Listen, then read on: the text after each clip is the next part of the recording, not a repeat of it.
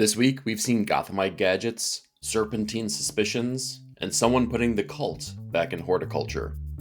Let's dive right into what's on the pull list.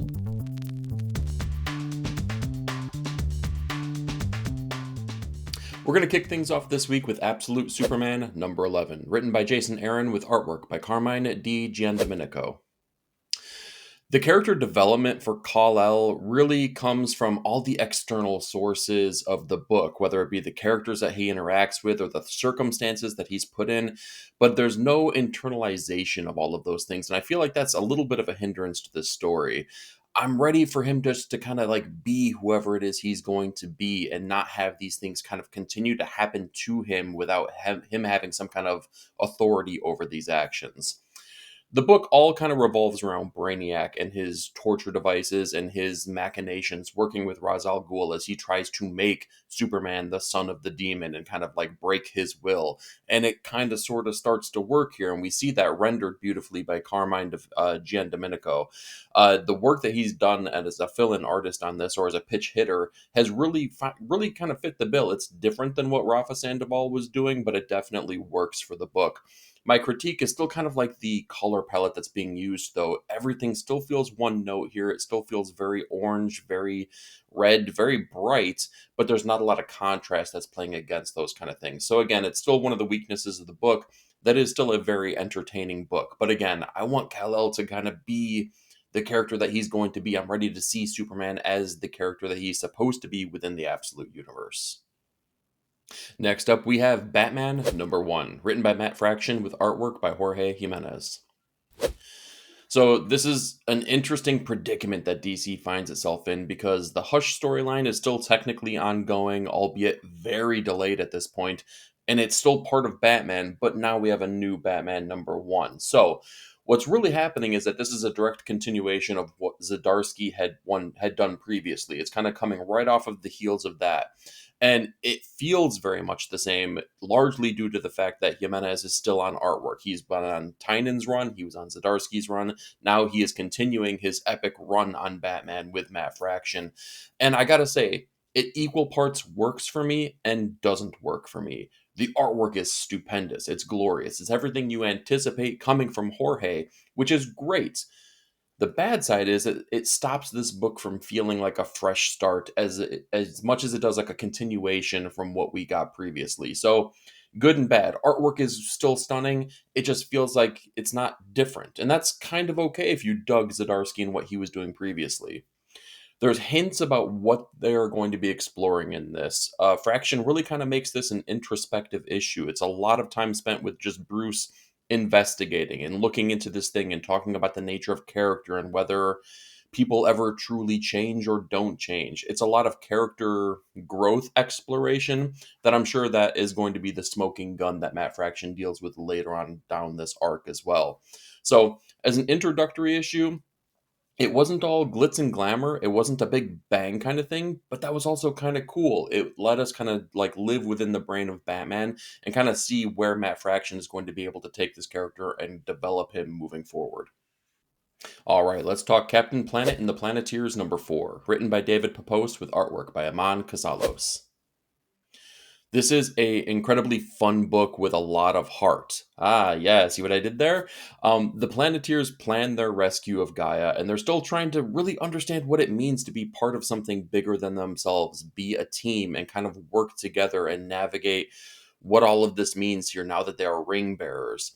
The book isn't afraid to lean silly, and that's a good thing. This was a kid's cartoon from back in the 90s. It needs to be a little bit silly, but the great thing about this is that it still provides like this healthy amount of weight and consequence beside all the actions that are taking place. The characters make mistakes, they trip and fall, they make some choices that are going to lead to some bad things coming down the pipeline. This issue, in fact, really sets up one of the big bads to get really powerful really quickly. So Captain Planet is continuing to kind of like, I don't know, be something more than what the cartoon was, dare I say elevated, and that's a pretty cool thing. And this book is back from a little bit of a delay, so let's go ahead and talk FML number 6, written by Kelly Sue DeConnick with artwork by David Lopez. The beginning portion of this book was pretty cool. I liked it. It was a look into the past of our mom character, Patty, as she's a teen and kind of developing friendships, the friendships that she still has in her adult life. And it's very much mimicking the friendships that Riley, her child, has as well. And it's kind of cool seeing kind of like her upbringing and some of the, I don't know, character traits that you can see have now been passed down generation to generation, even though she's a much different character now in the future, being that she is a parent. DeConnick has this like really cool way of making these tense scenes really enjoyable and really funny. The levity totally works here, even though the premise of this story, this arc within the storyline, is that they're investigating a series of murders, and the suspect who Patty has been investigating and trying to find this culprit over decades at this point has now been found murdered. So they're still working through all the details of this as well, but it still leans funny, but it works. And I don't know how else you could do that besides saying that your name is Cully Sue DeConnick. The delays on this book are really hurting my ability to keep track of where we're at in the story easily. This might be a better trade read than it is a single issue read at this point. However, I will say that once we get a full, complete storyline, I do have faith that they're going to be able to land the plane here and deliver something that's really enjoyable. Next up, we have Phantom Road number 15, written by Jeff Lemire with artwork by Gabriel Hernandez Walta. The best way I could describe this issue, and maybe even this series, is that the team is greater as a whole than they are their individual parts. This issue is like very sparse narratively. There's not a lot of things that kind of like get explained, or like there's not a lot of narration, but Walta delivers on every part of his part of the visual storytelling aspects. We get answers of the story that kind of lead to more questions, which is the coolest part of this, is because it's a very X-Files related type of book, and we kind of understand a little bit more behind some of our characters in the past and how they're pulled into this other dimension, and maybe why they have to make the uneasy decision to stay within that dimension, and maybe even kind of like, separate themselves from their families as they know it. We do get pushed back to the future, or the present day in this case, and we get to play catch up with our characters there, as they have now kind of been pulled in and they're starting to learn the same facts that we have been learning as a reader. But there's some alliances that are being shifted now and changed and manipulated, and I'm sure that's going to play out in the next arc of this book. We're going to get a little bit of a break here from what I understand, but when the next arc picks up, I can't wait to see where we're going to go from here, because again, we're back into present day. We're back with our main players now, and the FBI agents that are being pulled into the fray on this, and maybe are going to be learning more about the Big Bear Diner and the relationships or the organization that has put all of this in play. When that starts striking up again, I can't wait. All right, it's time to talk about everyone's favorite HR representative, so let's dive right into Poison Ivy number 36, written by G. Willow Wilson with artwork by Adigun Ilion. So, Janet, the HR representative, is in a bad way and has been in a bad way for the last couple issues. She is really struggling. She's basically on death's door, and there is no getting out of this. Pamela is now working with the cult. She's kind of embraced them because she has to take the fight on to everyone else that's kind of like, exposed her whereabouts, and she's kind of stuck. She can't rely on helping Janet, so Janet has to take means into her own hands, and does a couple things here that are going to really butt heads with a lot of different characters, but it's going to be something that makes the story enriching. The art changes on this issue is okay. It leans a little bit more comic booky than I feel like we've gotten in the past, and it works, but it kind of makes me also like long for what we've had in the past as well. I think that the artwork in this series has, for the most part, been really good. This issue kind of takes a step down just a bit. Pamela is kind of giving into her weaker instincts with this entire storyline, and everyone around her kind of knows it, including Pamela herself. She talks about the fact that she can't give in to certain instincts. She absolutely does, though. So we're going to see what this means for the character and what this means for the storyline going forward. But as a single issue experience, I think that this is a setup issue, and we're going to get delivered something here in the next issue that's probably going to change the game. Next up, we have Savage Sword of Conan, number 10, written largely by Jim Zub with artwork by Doug Braithwaite. So the story that is being delivered here slithers and winds back to the previous arc within the proper Conan the Barbarian storyline. You see what I did there? Slithers and winds? Because we're talking about the snake people, the snake worshippers, the Stygian. And Conan finds himself back where he began his journey, basically, a Stygian prison. But this time he's a bit more prepared. He understands the circumstances. And because he went through everything he did previously, he has the upper hand a little bit because he's already been exposed to the poisons that they have and some of the scarring that happens when they attack you, which kind of makes you one of them as long as you know the language that you need to speak. Braithwaite's unpolished original pencils and inks and ink washes are on full display, considering this is Savage Sword of Conan and it's a magazine format book, and they look awesome. They look so good in this format. It kind of makes me wish that we had like a black and white version or a noir version of this book, some kind of artist edition that really puts all these artists on full display, because I have to say, seeing it now and seeing what we've had in Conan the Barbarian, I like both experiences, but this was something outside the norm and it really made me appreciate it. All right, let's talk Skin Police 2, number 1, written by Jordan Thomas with artwork by Daniel Gates. So this is the second series, the sequel series to Skin Police, and it picks up right where we left off here. It's a direct continuation off of that storyline. So much so that the character was put into great peril as he is kind of tossed aside, if you will, and this storyline picks up almost exactly as he is still falling from being pushed off of that ledge. It feels more like a catch-up story though for this first issue than it does feeling like the narrative is being pushed forward. It kind of like is acting as a jumping on point, even though I still do feel like you need to go read that first series to really understand what's going on. We're still dealing with this world where duplicates are kind of manufactured but have now been outlawed because there is supposedly some kind of thing that happens that drives them insane, but there's also a storyline about suppression of the medication that could be used to help these dupes out.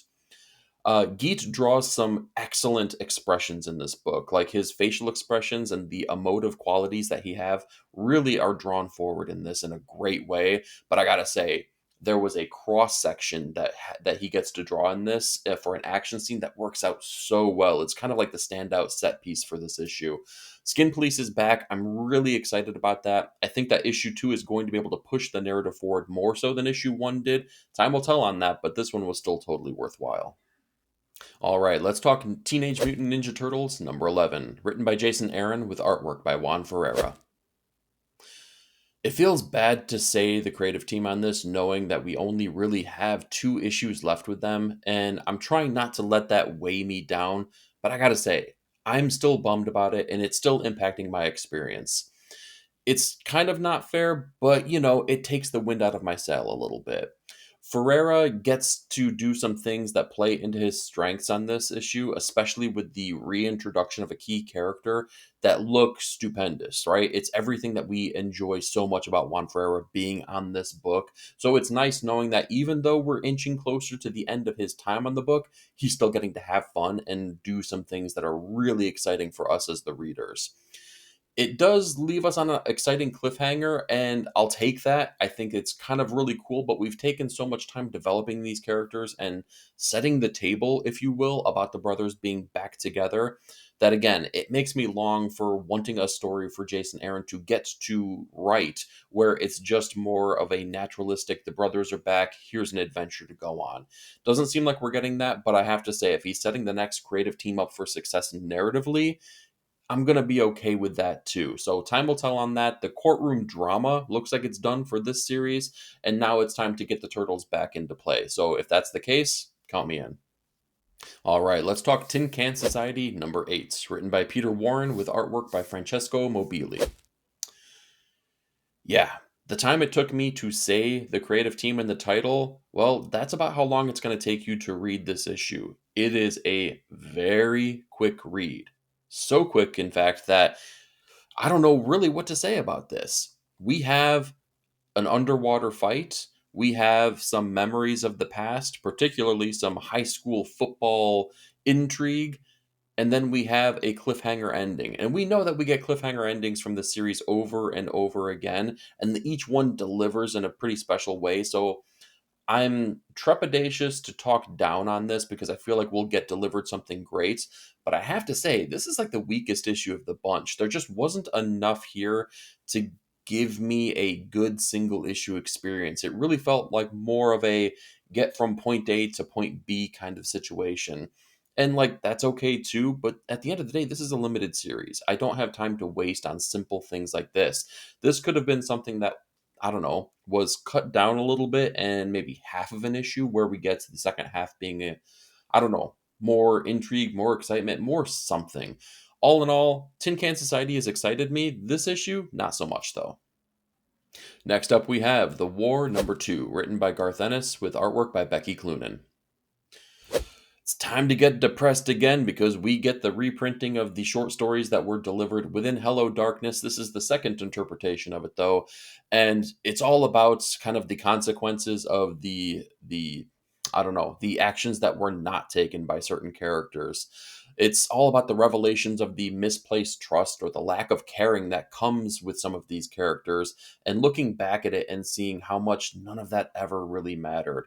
So we get to see some of our main characters really kind of have to come to an untimely end based on the fact that nuclear war has now stricken, and we don't know what the scope of that means, but we know that a lot of our main characters have been impacted in one way or another, some small, some incredibly large. But it's all kind of looking back at the conversations and the meanderings and the pontifications of some of our main characters and how none of it meant anything. And in fact, the people that were so wrong end up being the people that are under the best circumstances. And that's kind of tragic in the worst way, but that is so truly uniquely Ennis that he makes it work in a really great way. There's no fluff, there's no flaunting. It's really just kind of like pure Garth Ennis. I don't want to say nihilism, but there's a dark dreariness to this with like a hint of, I don't know, not fun necessarily, but gotcha. It's kind of like the greatest parts of like a Twilight Zone or one of those kind of storylines where there's always this twist, this little turn of the knife, and that's exactly what we get with The War. So it's continuing to deliver here. I'm gonna see where we end up on this series, but I gotta say, knowing what we've gotten from issues 1 and 2, it's not gonna end in a pretty way. And for my runner-up pick of the week, let's go ahead and talk about Everything Dead and Dying #1, written by Tate Bromble with artwork by Jacob Phillips. In a sea of like zombie media that is always at our fingertips, this feels different yet familiar. It's familiar in the way that we've gotten so much that I don't know how much unexplored territory there is to talk about within the landscape of zombies. But I feel like this does take a very unique and interesting viewpoint as we're kind of dealing with Jack. He's a farmer with a family, and he's kind of coping with the end of the world because he remains kind of immune to the virus that has caused it all. We have no idea the scope of of how this has all impacted the world. We're kind of dealt with the inner city, workings, right? He's on his farm, he goes into town, and basically he's making sure that everything kind of works out and kind of continues, even though he is the only person that remains that is not a zombie. His farmer instincts kick in, and he knows that something is on the horizon that is not going to be good for him or the family that he still cares for, even though they're zombies. But it's really kind of the back and forth. It's kind of him dealing with these things and coping with them and looking into the past and us getting delivered those scenes in the past and how he uses it as a coping mechanism in the present day to kind of get through the day that makes it a really unique experience. Everything Dead and Dying really did it for me, and I'm kind of curious now with the cliffhanger ending here where we're going to be able to go moving forward. And with my top comic of the week, let's talk about Resurrection Man Quantum Karma #6, written by Ram V with artwork by Anand RK. Man, what a special, stupendous, limited series that we got here. And I got to say, the creative team, they did it. They landed the plane and they told this story in such a fantastic way. So we're kind of dealt with Mitch Shelley as he was pushed off of the ledge in the previous issue, as now we've come to the revelation that he has been fighting himself this entire time. And now he kind of comes back again, resurrected, almost as part of Samsara. And what Ram really speaks towards in this issue is that while he has lived uncountable lives, and he is kind of continuing on, and he is in some ways immortal, he talks about the inevitability of life and lives and the consequences that we have in existence itself. Things are very cyclical, and he kind of like uses that as a mechanism to show not only the repeat mechanisms that he has in Mitch Shelley's life, but also as a way to kind of put the bow on the storyline and really kind of show a satisfying conclusion, while it can also continue as well. Anand he deserves so many accolades for this series. It's stupendous. You're not going to find another book that you read this year that looks anything like this whatsoever. And I don't think that there was another artist that could have delivered what Ram was visualizing with his narrative other than Anand RK. Some of the best works in comics that I've seen here, you should definitely be checking out, because Resurrection Man Quantum Karma was absolutely worthy of Top Comic of the Week. So that's what I've got for you this week, but I'm more curious. What did you read, and what were your thoughts? Do me a favor, like, share, and subscribe, and be part of the panel. Leave me a comment down below. Thank you so much for watching. We'll talk to you next week.